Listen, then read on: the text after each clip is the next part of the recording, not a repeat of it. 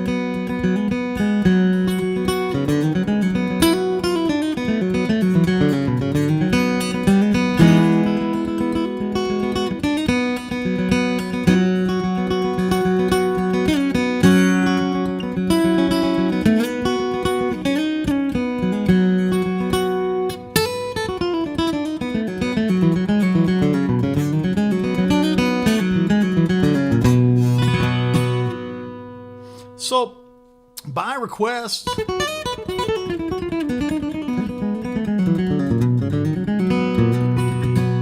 Crosspicking. What is it?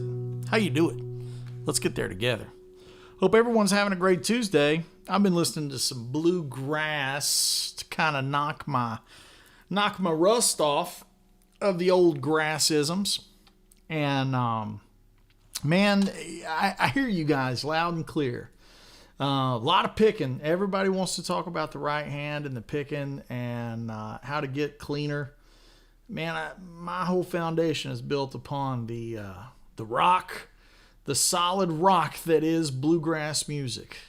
And that's just how I've kind of developed all the things in my right hand that, I don't know. I feel weird saying it. It's like, I don't think I'm God's gift to picking or anything like that, but a lot of people ask me about it, and it's kind of built upon the foundation of bluegrass. And, you know, one of the things that really troubles people, regardless of genre, is jumping inside and outside the string sets. Versus, I've got the capo on because we're in the bluegrass key of B, you know? That's where things are in grass a lot of times. And when I talk about the inside and outside string sets, it's like if we were to travel from the outside of the strings versus traveling from the inside of the strings, right? These kind of things, right?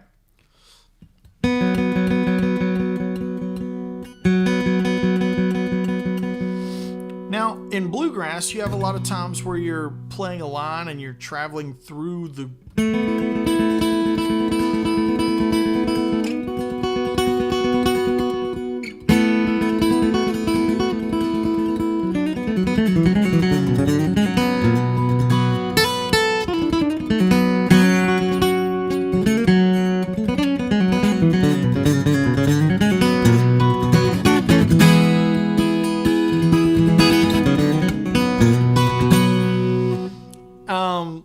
Man, I love this stuff. I do.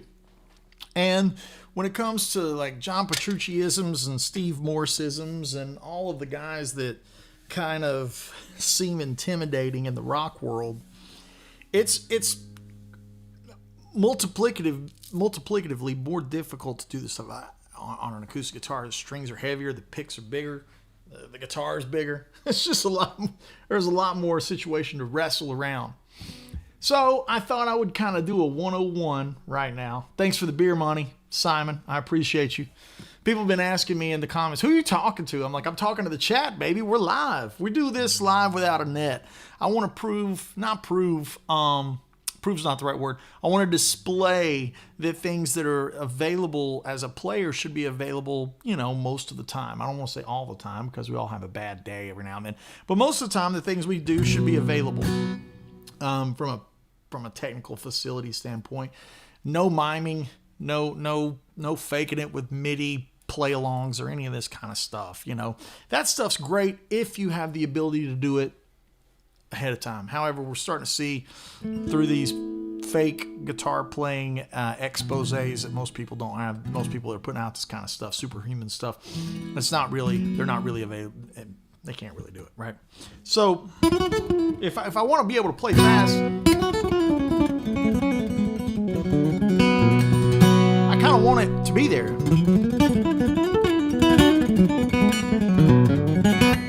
So the big thing is the in and out of the picking. I don't know how to teach this stuff because I grew up playing it with my granddad, and he just kind of, we sat on the front porch, and he just kind of yelled at us till we got it right. And it all kind of circles around tunes. And I think that's the most important thing. So let's take 2 songs today. Let's take My Little Georgia Rose, classic Bill Monroe 101 type of song. And let's take maybe Sunny Side of the Mountain. That's another good one. And if you've never heard these songs, you need to go treat yourself to this music. If you live on a diet of Zakk Wylde and Van Halen, treat yourself to some bluegrass. The pyrotechnics that you love and a lot of metal and rock guys, it's all in bluegrass. I mean, there's some ripping, absolutely ripping playing and technical mastery. So first things first, I'm going to teach you the melody, maybe simplified, as simple as I can make it make sense. I'm going to teach you the melody to Little Georgia Rose. And then we're going to talk about moments you can cross pick it, right? Little Georgia Rose has 2 parts. Come and listen to my story. That's the first part, right? So we have 1, 2, 3.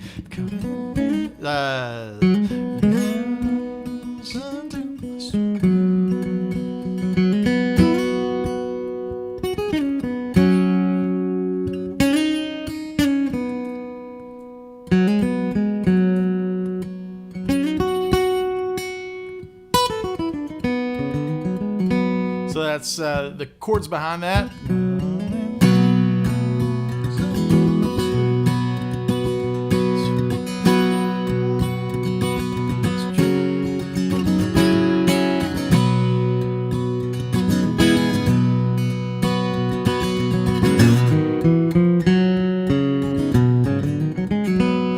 So that first part's played like that. One more time.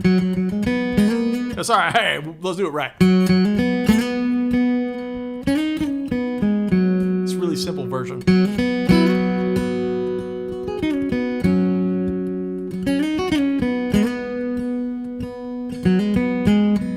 I love this guitar.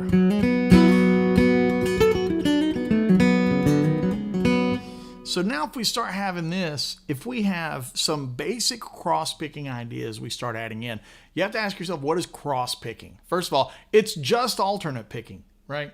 Cross-picking is literally alternate picking through the strings. Now, some guys use an economy version. It's like down, down, up, down, down, up. I don't like that. I use down, up, down, up. So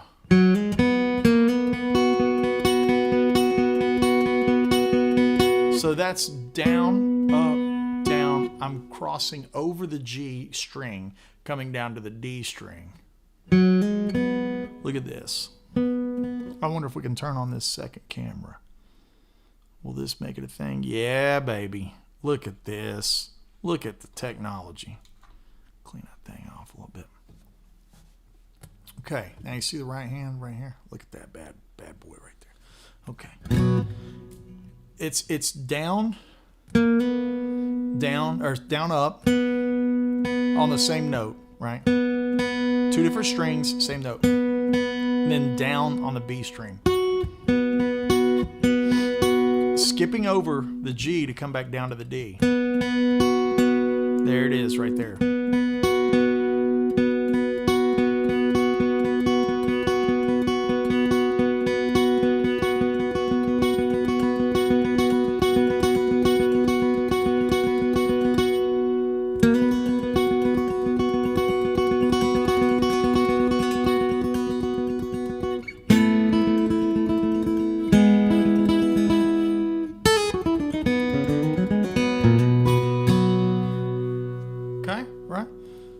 So let's take the front melody. So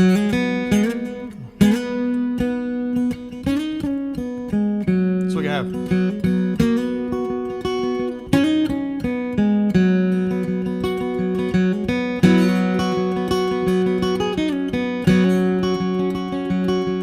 So anytime we normally have a pause or a hold or a long note of any kind, that's where we can start implementing some cross picking. So instead of we have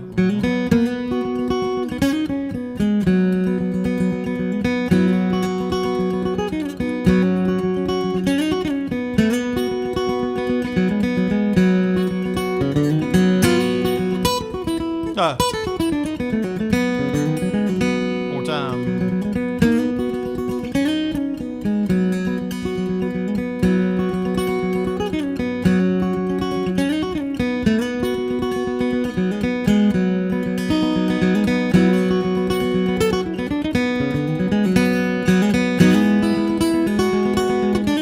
So now let's go to the second part. Basically, you start seeing what's happening, and it fills in the gap, especially at tempo. If we're playing like a ripper version of that.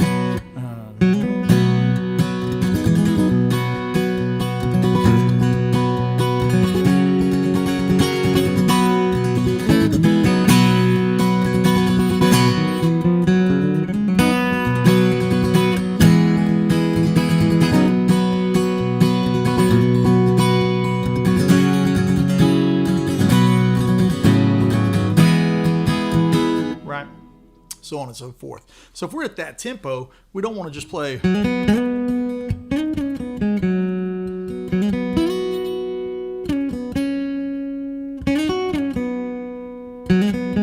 very simple, right?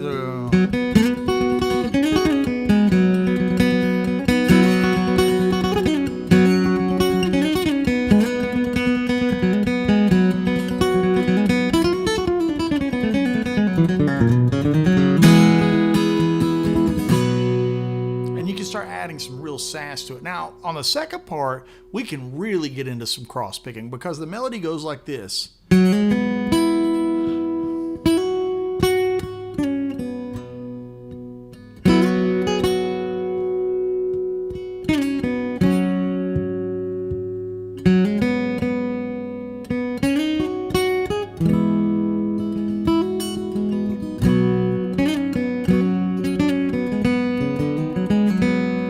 Play it again with some cross picking, and we're going to start on the C. Remember that melody line's the top note. Too high for me to sing.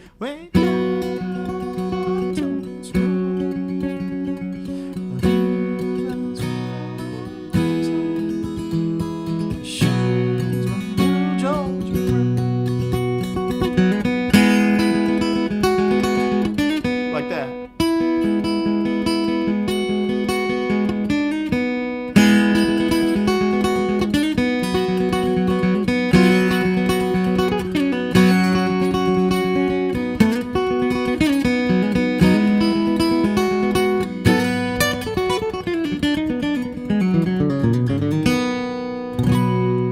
I lose the melody way too quickly. I'm stuck playing beginner level melody stuff. Check this out. This is from My Knees Hurt. Look, the melody's simple.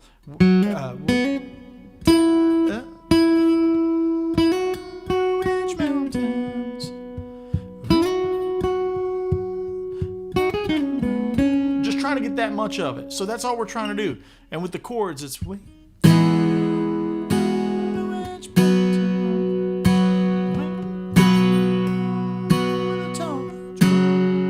that's all we're trying to get, right? So let's try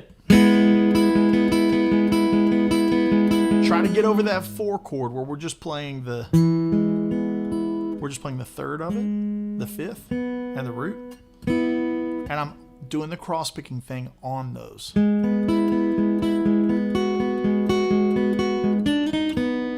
Try to get that much of it.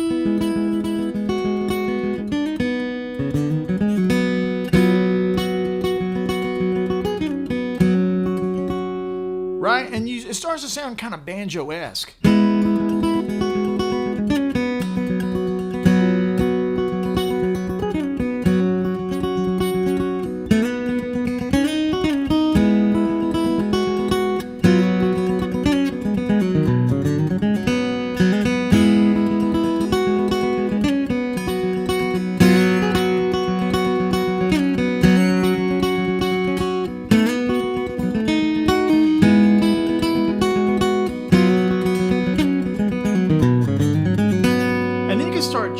Ralph Stanley's band blew my mind with the cross-picking shredding. Saw Skaggs at Harley Strictly and Golden Gate sitting in. Amazing crossbreed.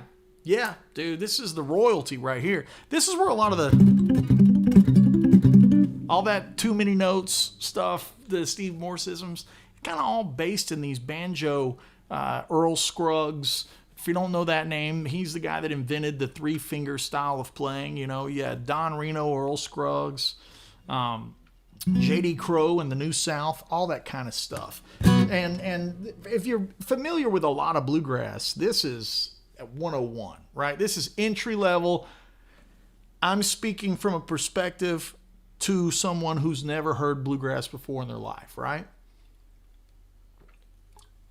Because I think that's the only way they can make this stuff work. Now, if you're using a thin, flimsy Glen Fry, if you're using a thin pick, brother, you got to put that down. You got to get you a hoss. Get you one of these monsters, right? That's where that tone is.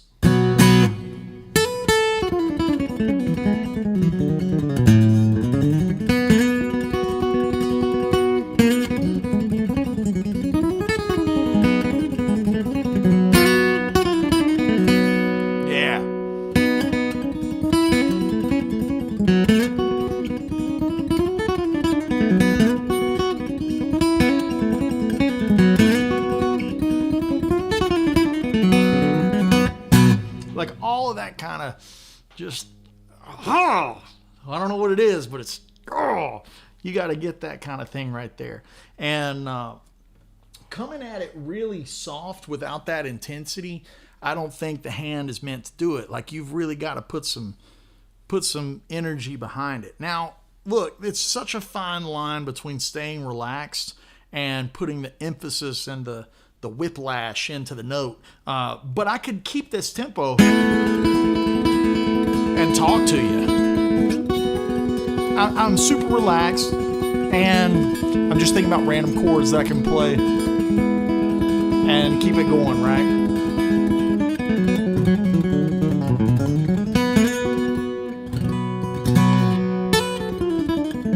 I'm sorry for all the Tony. Actually, I'm not sorry. I'm never going to be sorry for all the Tony Rice licks. That's the stuff that I love. But when you get into this stuff, you start finding out the melodies are pretty simple, you know?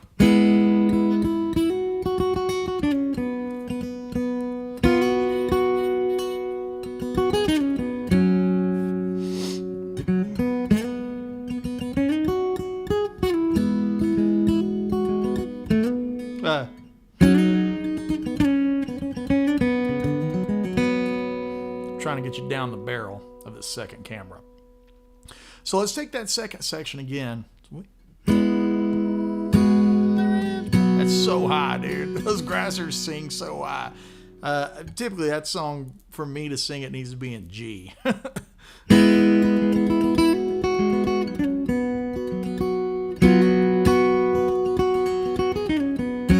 That's that basic melody. So let's look at that 4 chord.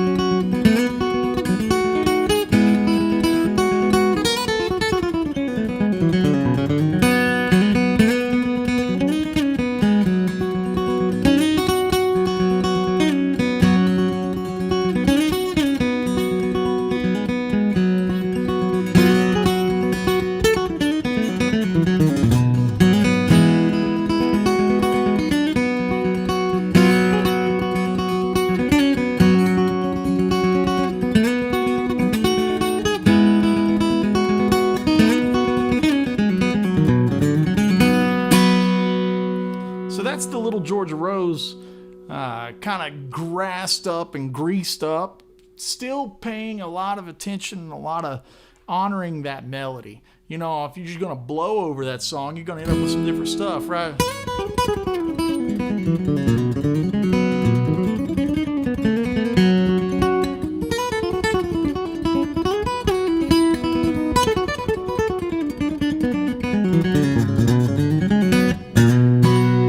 So that's just kind of like hogging all the way through the chord changes, right? Honoring that melody really makes stuff when you cross pick it sound nice. Couple questions. Another master of cross picking is John McLaughlin. Shocked? Yeah, I mean, for sure. Yeah.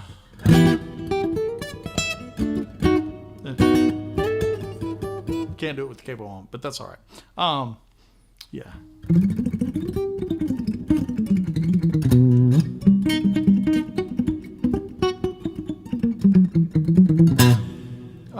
Your fretting hand. This is from Dr. STS. Fretting hand looks like you are barely touching the strings.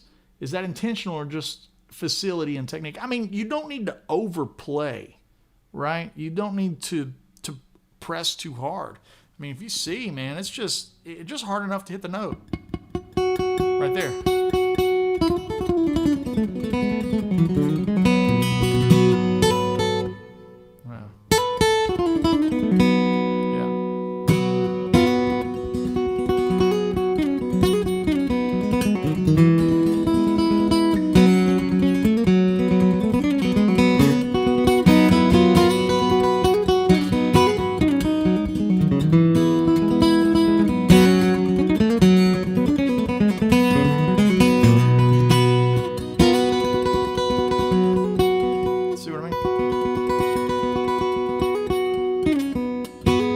This is a different tune. This is the Sunny Side of the Mountain.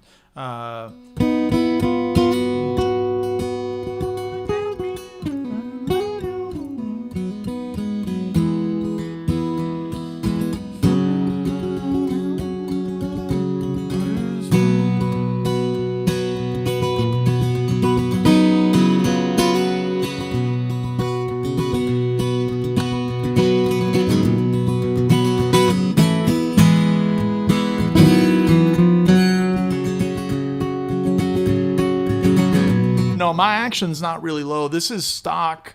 This is stock Martin action heights. This is a Billy Strings model guitar. Shout out to my friends at Martin. Love you guys. This is fantastic. This is a great guitar. It's my most played acoustic right now. I love it so much. I'm just a Martin fanboy. I need to get a shirt that says I'm a slut for Martin. Because I am, dude. They're like, you know, it's like, so many guys make great acoustic guitars. Bourgeois, I've toured Bourgeois guitars. They're fantastic. Collings makes great acoustic guitars. I freaking love those guitars. I love their mandolins. I just don't own a Collins acoustic. I have a Collins 335 and a Collins mandolin. But I'm a slut for Martin. I am. It just sounds like bluegrass. It looks like bluegrass. It is the most grassiest of the grass that there is. And it, you know, when you're playing in the key of B like that, it just sounds right.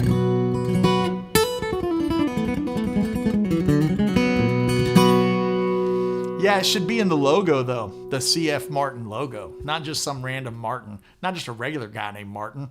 No. So let's talk about this one. This one's the Sunny Side of the Mountain.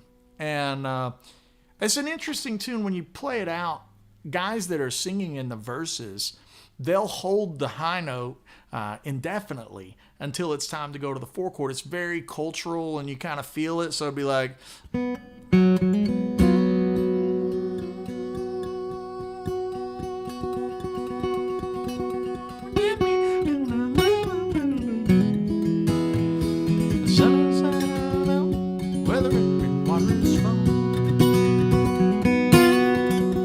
solo, you kind of just solo.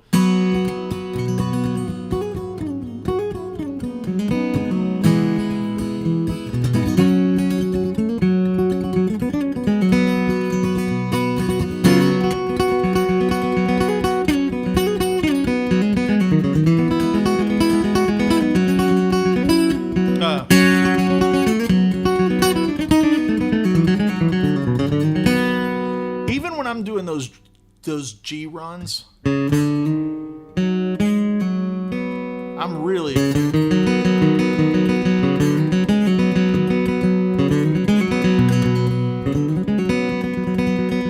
And I'll do like this pseudo. This is something I'm really into, is like this pseudo double picked thing. I kind of ripped it off. I remember sitting in my granddad's kitchen, and Brian, my cousin, we were probably this size right here. Yeah, see if that'll zoom in. There we go. There's me and Brian and Gramsci, and we made this. Pretty cool.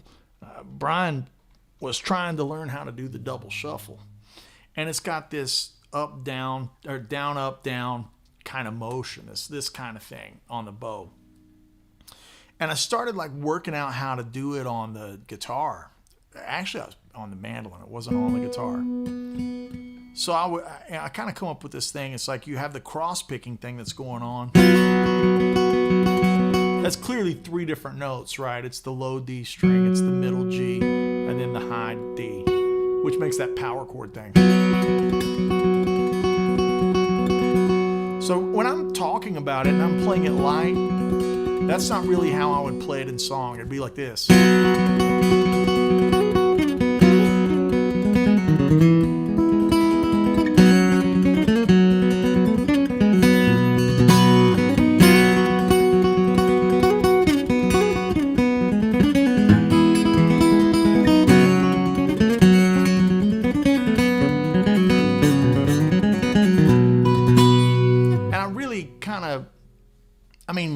Dude, I'm not a big guy. I don't have huge muscles or anything like that, but I put a lot into that right hand. I know it doesn't really look like it, especially when I'm playing electric guitar. But that tone's gotta be there. And again, it's such a fine line of, overplaying through the strings and being exhausted and like you're cooked, and being able to maintain. And you got to remember that when you're playing in this genre, you're playing against fiddles and banjos and upright basses, and those things are loud, like so loud. It's so freaking loud. It's like, you're taking that little 5-watt thing against that, plexi or something. It just is crazy. So, let's take the melody of this. This is this Sunny Side of the Mountain. Again, I wanted to give you 2 melodies today to work with. One was the Little Georgia Rose, and this one is the Sunny Side of the Mountain. And shout out to Ferrari. I got my Ferrari hoodie on. Shout out to Ferrari for winning in Spain. Love to see it. Okay, let's play this melody, just simple version.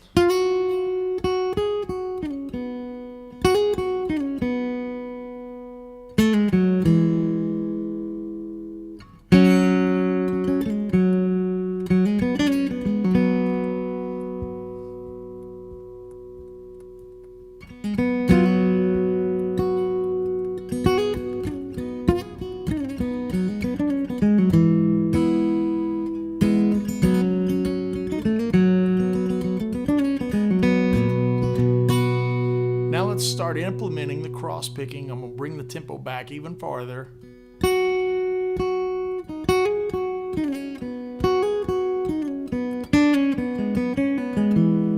Let's play that.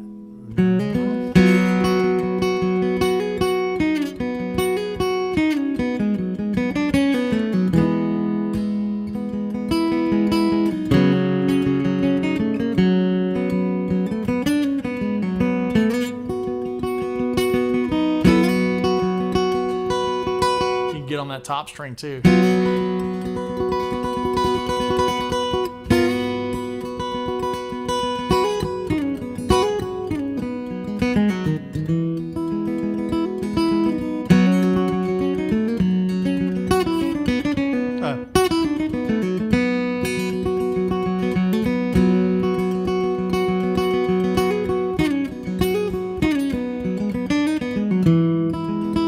These little slides, they make all the difference in the world.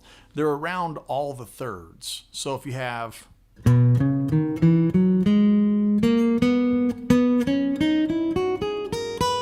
this third right here, it's going to turn into that.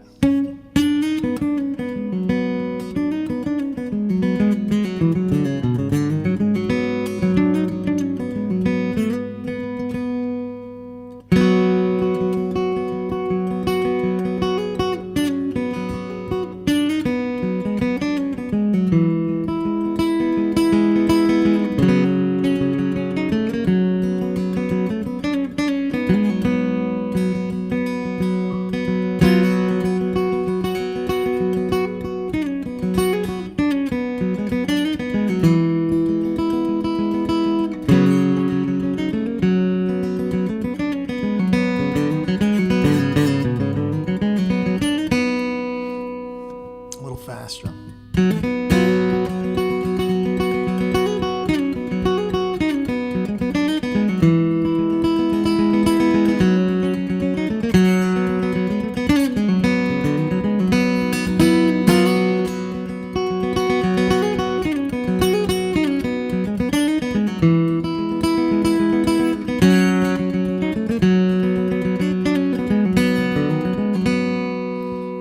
Let's burn one.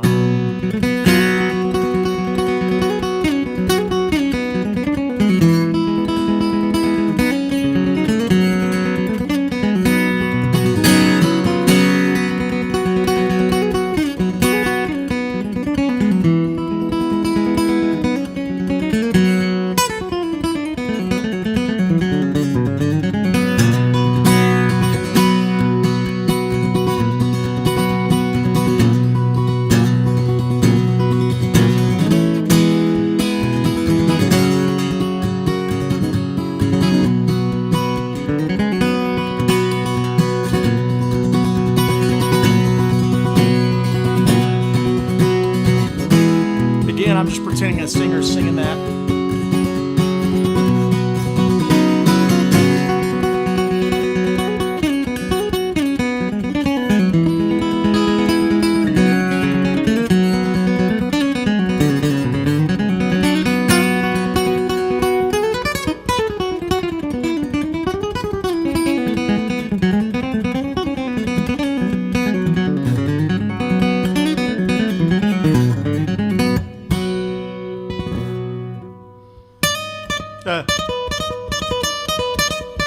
That's a whole lesson for another day. But I love those like banjo licks that start doing that.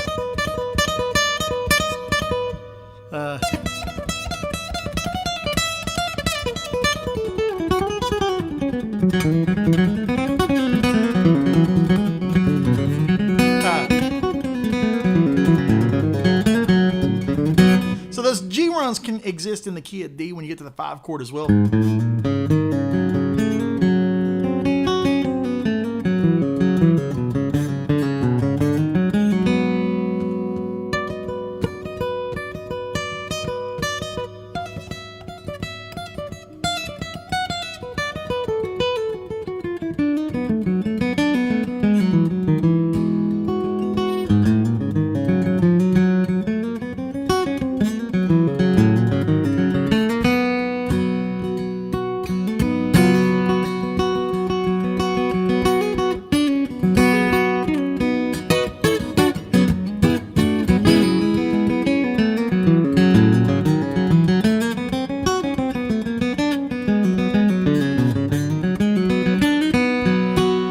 So much of it is like this timing and this like swag and how you get in and out of those thirds. Let's frame them all. Let's do them all. So here's the thirds in G.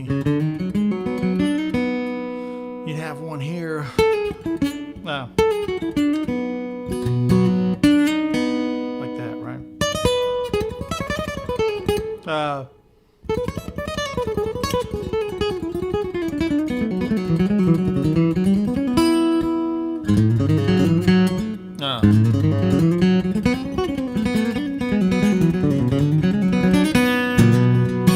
Here's the ones in C.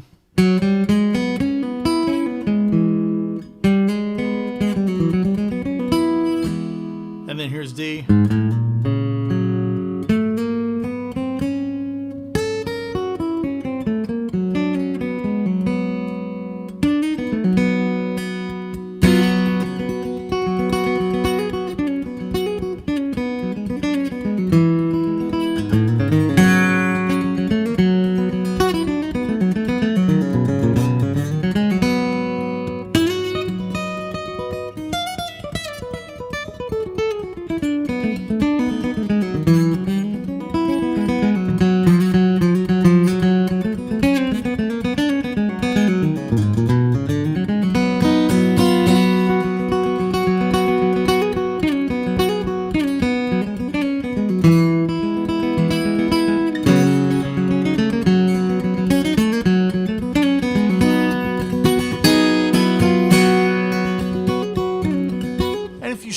you kind of hear that same kind of rhythm.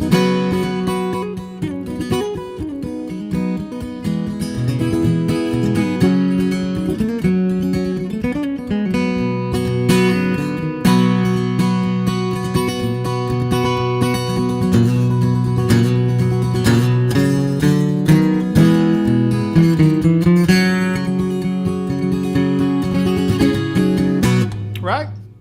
So let's review.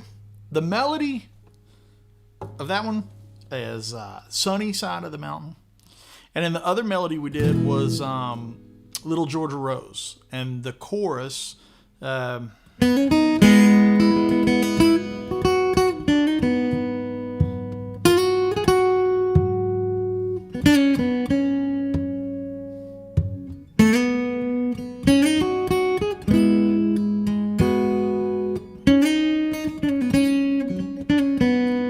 verse.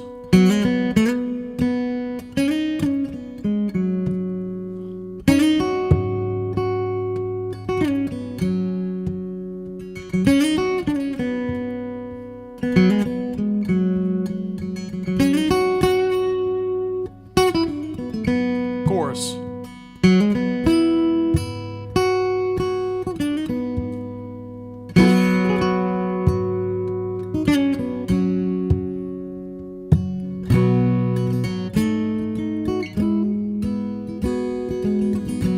Start adding in some cross picking.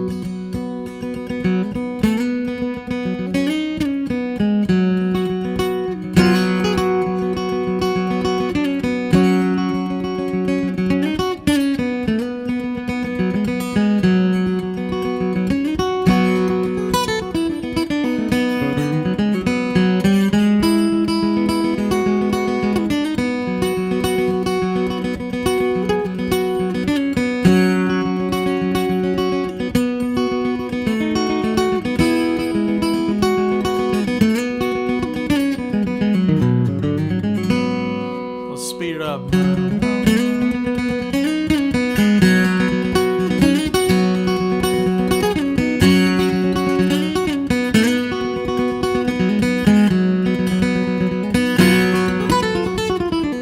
Alright. Let's do that verse one more time. No, 1, 2, 3.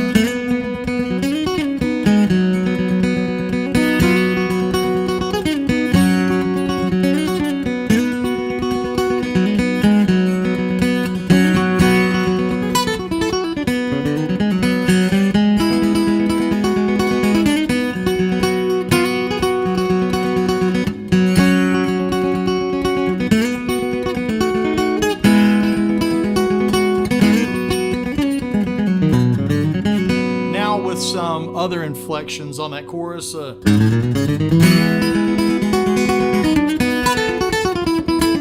more time. Let's go with it. 1, 2, 3.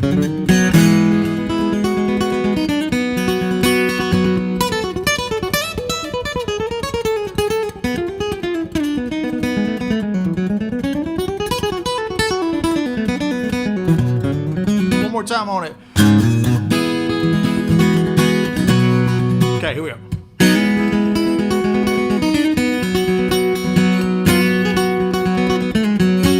I'll do 2 of them.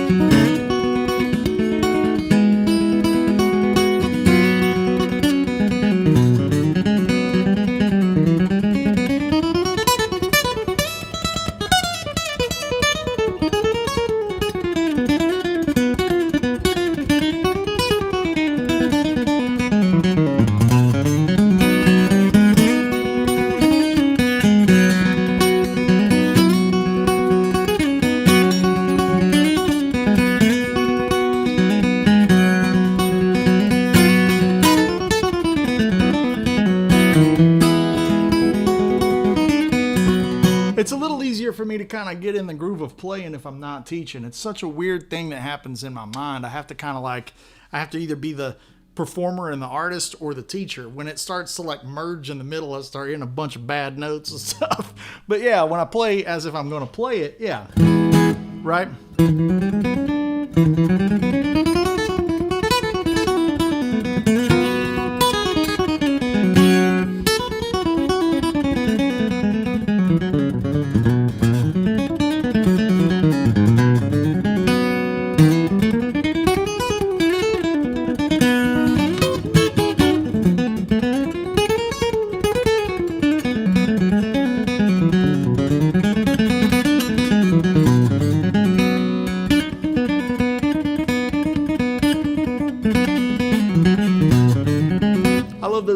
totally strings kind of.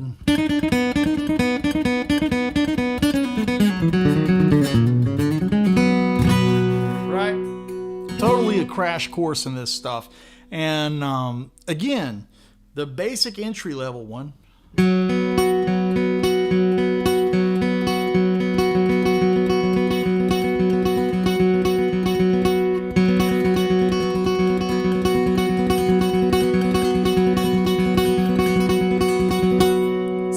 Right, and I'll take the capo off. It's probably gonna be out of tune in G. I've had it tuned up to B for an hour now. Let's go down here. Probably recognize that.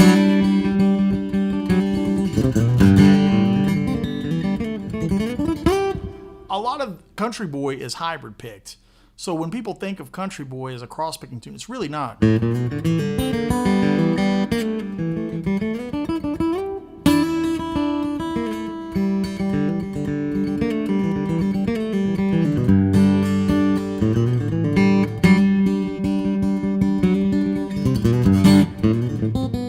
See what I mean?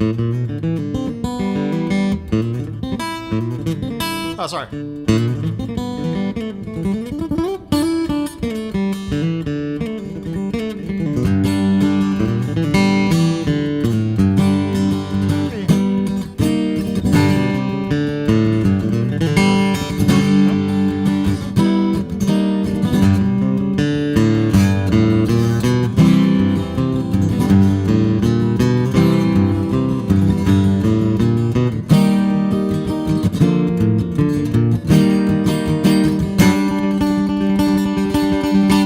Cross pick it all, I'd be like that, right?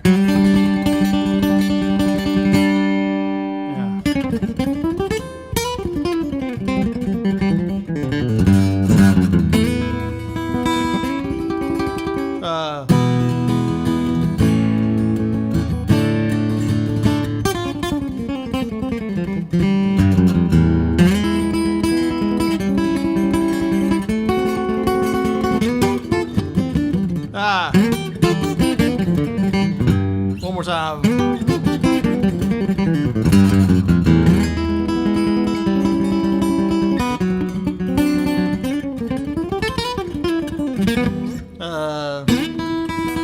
Let's find some more in here.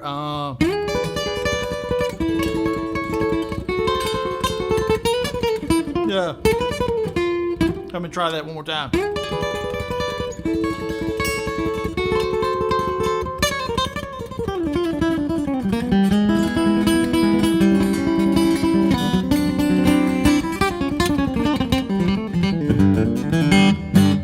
Kind of running out of gas. Woo! It's too fast. Didn't Albert Lee write Country Boy? He sure did. But yeah, in Country Boy, you're dealing with a lot of hybrid playing. This cross-picking thing. And two, listen, guys, you know, you're really wanting to try to maintain as much individual string information as possible. Like when let's take that thing in Country Boy. It's just playing.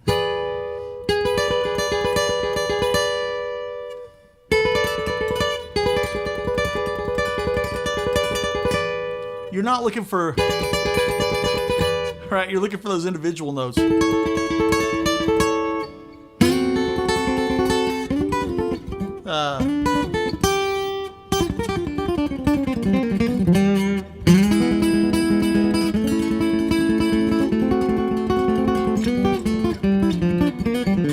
That'd be a good one.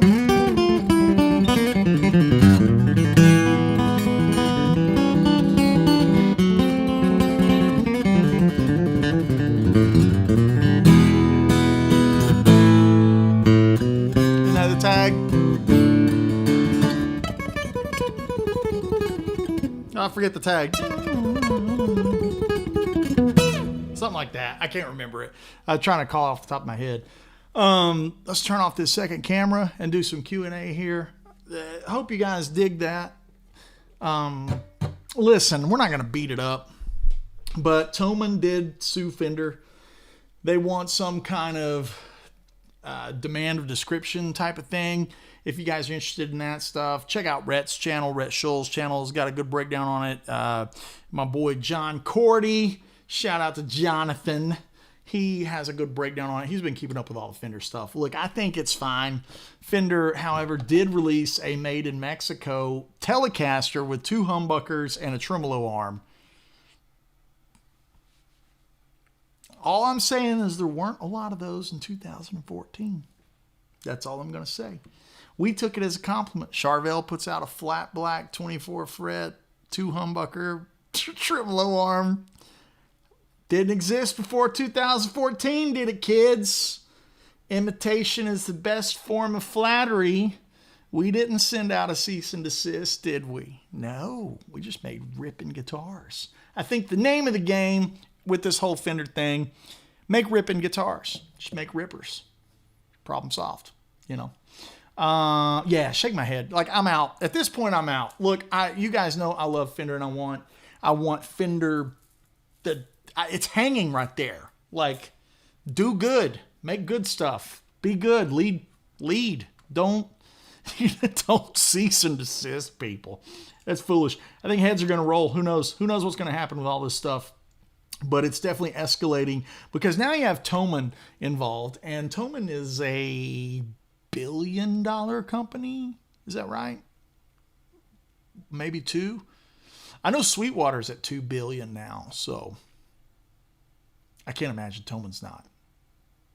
Lot of money paper. So you've definitely got your, if you're a Fender fanboy and you think they're on the right side of the fence, I can respect your confidence. I don't necessarily agree with you. Don't be bullies, 1.5 billion. Thank you, XTS. Talked to my boys at XTS this morning. We're going to do some fun projects coming up. Kind of just brainstorming some ideas today. So I woke up and had a few ideas and some things that it's time to do another project with those guys. And yeah. So what else in review have we got? The Greg Koch 60th birthday. I want everyone to go over to his Instagram. Wish that man a happy birthday. Tell him A Wood sent you. I love that guy. I love Greg Koch and Dylan and Toby and his squad so much. He is such an inspiration. He's so savvy. He's funny. He's just got it all, man. Like, Greg is the best. He's such a ripping player, just scalding, ferocious player. He's so freaking funny. I love it, man. I love to be around him. It's contagious. All that energy is contagious. The man is 60th birthday today. So I'm super happy for my boy, and I hope he celebrates. Go over there and wish him a happy birthday. I think that's the stuff that keeps the world chugging along, is good positive energy, and celebrating the champions like Gregory. Let's hit some let's hit some questions here. Somebody says, I see that Ferrari logo right there. Look at her. That's right. Won in Spain. It was good to be back on top of the podium. Lewis Hamilton. I think Lewis is tied with Schumacher now. Is that right? Schumacher is my all-time favorite driver. For those that don't know, Schumacher is my GOAT. I think if he had not been in that skiing accident, he would have been setting records that the world would never even believe. Like, the dude he's Tom Brady or something. It's just crazy. So, yeah. Let's talk about the Ferrari. How is it? Or the Lambo. Oh, you're asking about other things. Personal things. That's okay. I'm not above saying it. Yeah, I dipped my toes into the Italian sports car realm. Super excited about that.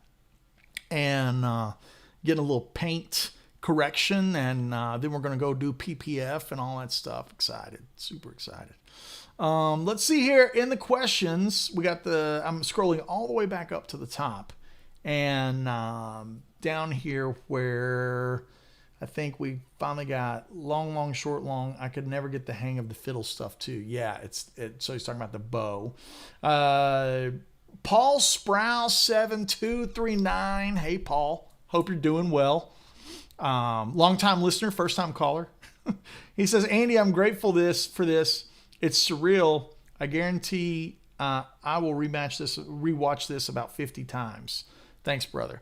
I hope so, man. I make this stuff for you guys, and you know, a lot of times it's just shooting from the hip, and especially today, these aren't arrangements. Nothing's pre-baked. It's just tunes that I know from playing a lot of this style of music as a little kid. I definitely feel it in my fingertips right now because I haven't played the old Martin very much, and it's like, oh yeah, that's what 13s feel like. A little tenderized. So yeah. And now we get down here to Ronald. My man Ron is in the house. He says it sounds awesome.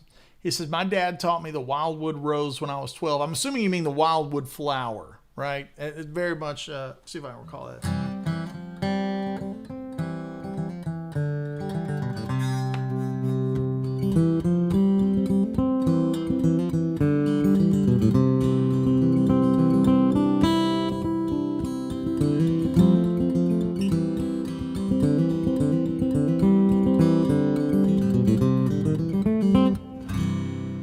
Wildwood flower is a good one.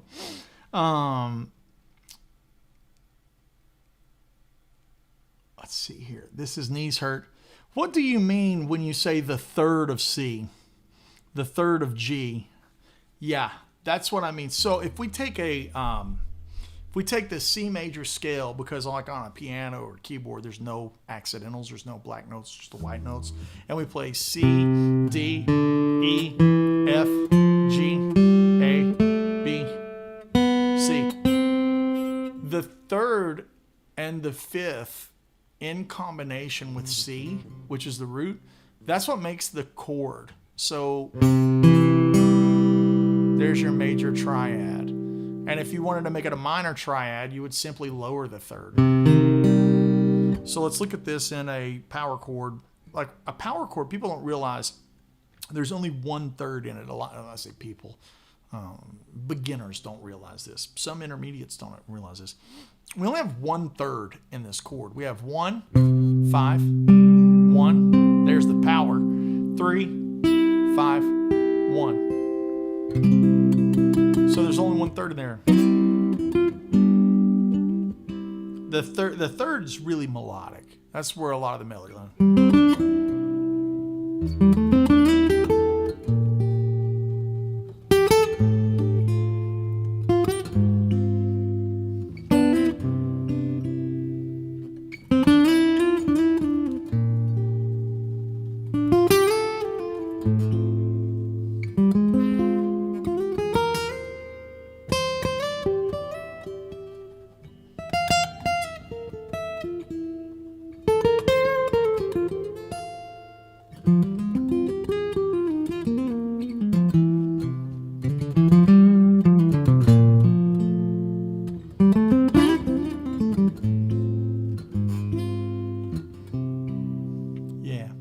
So when I'm doing those like quick bluegrassy slides around the third, let's do it in G. We have G, D, E, F, or sorry, G, A, B, C, D, E, F sharp, G. Now this sound, this like dense 7th chord, this G major 7. You're not going to get that in a lot of bluegrass. You're going to get this sound.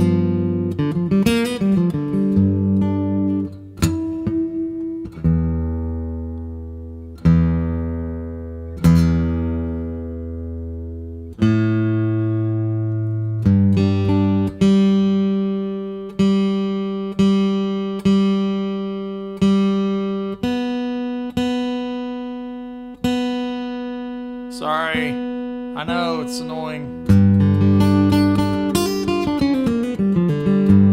When in G, in bluegrass, you're gonna have a lot of, well, don't let these words scare you. You're gonna have a lot of dominant chords. So that means your 7ths are all flat. They're 1/2 step lower than normal. Here's a major 7. That would be.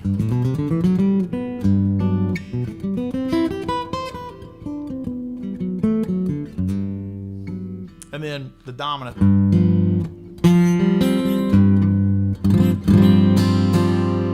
That sound. The Tony Riceism.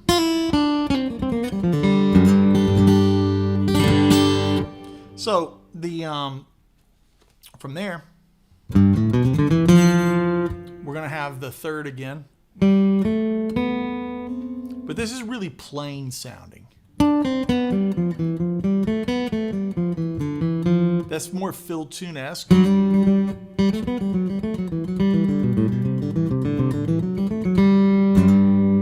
When we have the grassy thing, it's kind of making the blues happen. And the blues, to me, is not a minor thing. I think a lot of guys register the blues as this. That's not really bluesy to me. The blues is this. I think the blues has to have a major sound.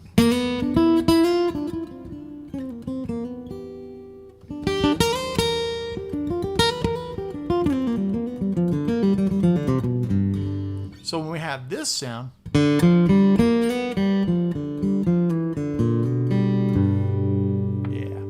that's what those slides and those thirds are talking about. Okay. There's my man Mason. Mason is in the house. Hey, Andy, just popping in. Been getting into bluegrass. Perfect when I saw it. Once again, amazing playing. Thanks, Mason. Hope you're well, my friend. Hope you're getting some a lot of good guitar playing in, dude. Love to keep up with you. All right, let's roll on down. Are you going to grow a 70s mustache? Man, I really should, and only wear like flowered t-shirts. Like if I had a 308, and I'll tell you, man, I watch the market on Ferrari 308s all the time. The reason I don't have one is because that kind of maintenance that's a terrifying world. You know, you engine out for belt services and things like that. The later model Ferraris, anything after a 430, they're chain driven, and you don't have to take the engine out to service them. Same with like Lamborghini Huracan and the Gen 2 Gallardos. They're just easier to maintain. So yeah. Now, next question is picks. This is the blue chip. This is the CT55.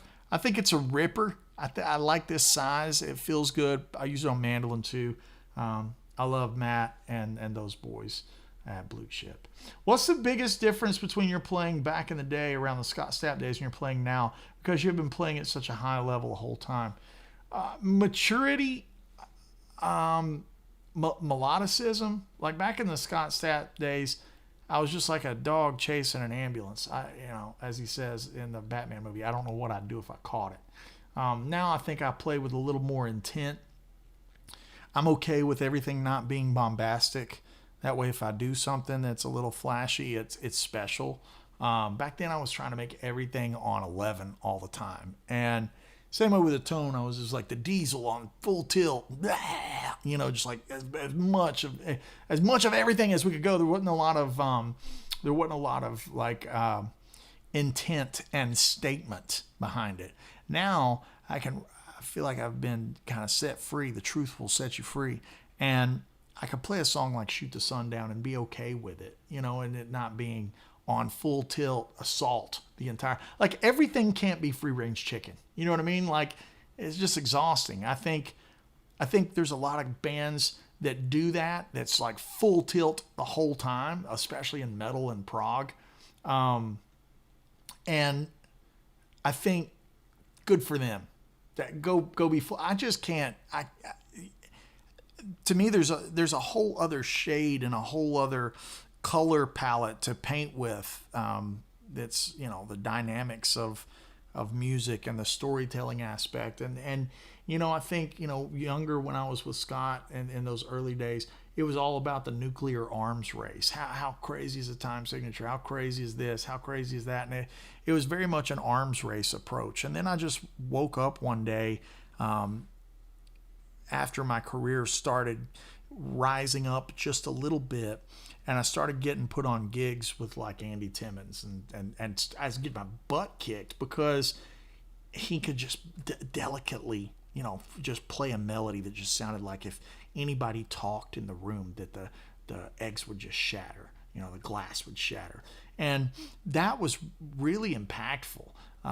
Delving deep into the Jeff Beck world and not really not like blues lawyer, you know what I mean by that? Not like that kind of thing, but just realizing that for as intense as hyper technical stuff is, you can make the intensity on the other side of the coin with delicate, fragile style of music. So really long-winded answer. Sorry about that. Nikon 1989 says Martin or Taylor, and I just go, you know the answer to that. That's the answer for me, you know. I love the Taylors for what they do, but this is the answer. This is what you want, guys. That's the answer right there. Love my Martins, man. I'm emotionally connected to Martin. My granddad bought me this Martin right here. This is another. Me and Brian were probably about 14 when we did this one, and he bought me that Martin right there, and it's sitting over here, right out of frame. And there's the emotional connection that just feels like going home. You know, I don't know how else to say it. It feels like home, and there's nobody else that can do that. So, thanks for the memories, senior moments. Coming on More than the Old Guy. What was the Irish jig reel that you played on Instagram? Yeah. Let's go over that real quick. This is going to be like crash course type stuff. I don't really remember what all I had done in the Instagram post. So if this doesn't match the Instagram post, sue me. Send me a cease and desist. That joke's never going to get old.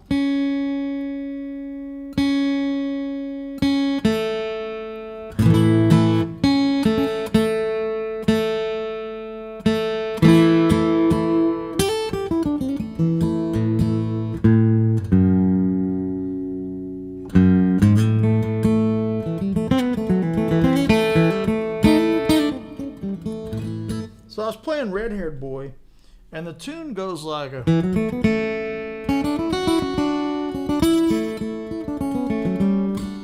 That's the main version, like plain.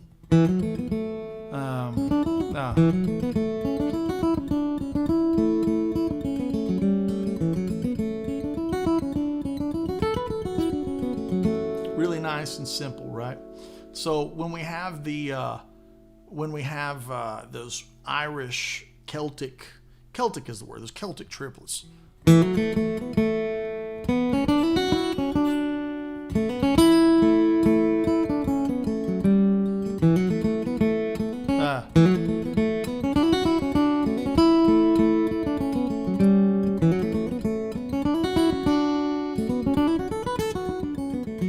So it sounds more like this.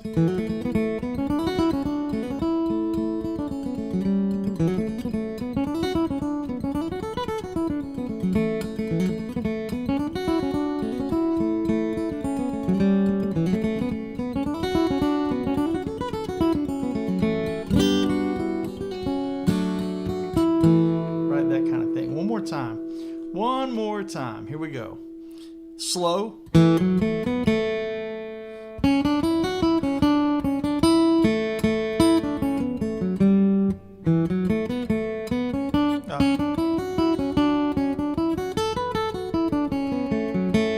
Now with the triplets.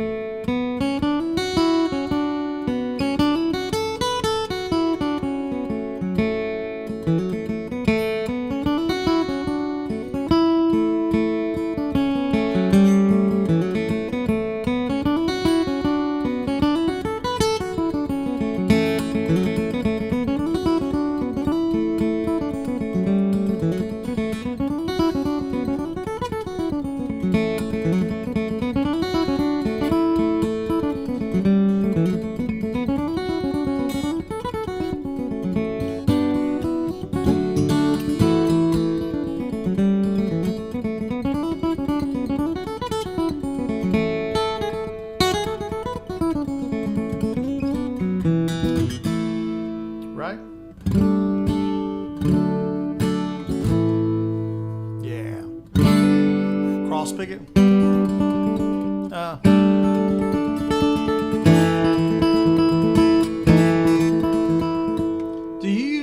economy picking on acoustic? No. Not in this economy, you don't.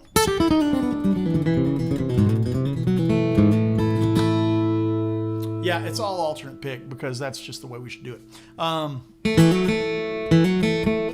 That's the most economic thing is the hammer-on.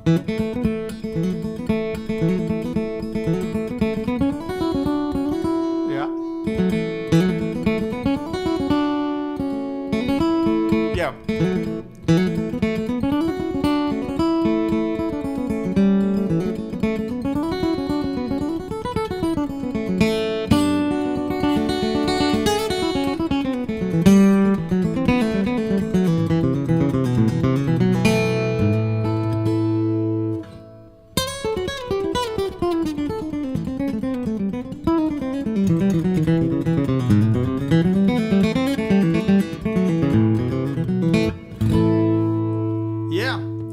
Crash course in cross picking. If you like what you see and you hanging out, I certainly appreciate you. You don't have to do anything. But if you do want to help us out, just hit like. If you want to keep the machine going, and as you can see by the top of this, I say by request. What that means is folks that have contributed to the Woodshed Foundation. Those folks are over at Patreon. And with your American dollar paper that you have earned, and you go over there and you throw $5 in the old beer bucket, or if you want to join us for the weekly live Zoom masterclasses, that allows you to request topics for these live streams. And the requested topics like today, crosspicking, comes from the guys that support the channel. So if you're curious about, what that whole scene is like, please go over there and sniff around and think about joining us. Try it on for size for a month. That's 4 weekly Zoom masterclasses. So you get 2 hours a week on Zoom with the live masterclass at patreon.com/AndyWoodMusic. Now we're working behind the scenes. The AndyWoodMusic.com will get a glow up this year. That's coming soon. We're going to have to merge and do some things. But for now, patreon.com/AndyWoodMusic. Now, when I mentioned the website, AndyWoodMusic.com, go over there and sign up for the email list. It's free. I'm not going to harangue you and send you things to annoy you. Occasionally you might get a free video, or you might get some kind of Axe-Fx patch or something. I don't know. We're still working on it, but it's a way that when I go on tour, we can let you know where we're playing. Outside of that, that's also got the store. You can get a hat, t-shirt, all the swag, lesson packs, tone packs, the whole Monty, the full Monty. AndyWoodMusic.com. When is the next Woodshed event? Dan Anthony, 6258. Next Woodshed is August 27th of this year. And it's right here in Tennessee on a beautiful lakefront property. And there are some slots left that are available. We have Eric Gales this year, Greg Koch this year, Justin Derrico, John Jorgensen from the Helicasters, which I'm super excited about, and Martin Miller from Germany. It's great to get Martin to come over and do the thing. So that is woodshedguitarexperience.com, and use code. I'm going to tell you right now, if you're seeing this, you're going to get a little sneak peek. This is only the clinic code that I tell people at clinics, but I'm going to let you have it. If you want to sign up, use code AWOOD300. That'll get you a nice little discount. Again, I personally do not run the website and the discount and shopping cart, all that stuff. We have a wonderful team of people that take care of that. But I'd love to see you guys, hang out with you in person, and spend the weekend with you. It starts on a Thursday, ends on a Sunday. Our boys from XTS are going to come. Again, I was talking to those boys this morning. We're going to do some fun panels and things like that. Dave Friedman's going to be there this year. Special shout out to our good friend Joe Wyatt, who has the Wattage Cottage that he hosts, which is just a wall of amplifiers. If you've never played a 100-watt amp or any of that stuff, it's all going to be on site. We have some wonderful manufacturers that are going to be joining us this year. I'd love to see you. It's a hell of an event. We have a blast. I know there are people in the chat that have been, and they can vouch for the cool factor of this. That is the Woodshed Guitar Experience, August 27th through the 30th, right here in Crossville, Tennessee. I'd love to see you guys. Enjoy the cross picking. I hope it's something that you enjoy. And if you're watching this and after the fact, thank you. This is a live stream, as I tend to do. I like the live stream. It's fun. So with that said, kids, everyone have a great week. Be blessed. Be good to each other. Be good to yourselves. We'll see you real soon.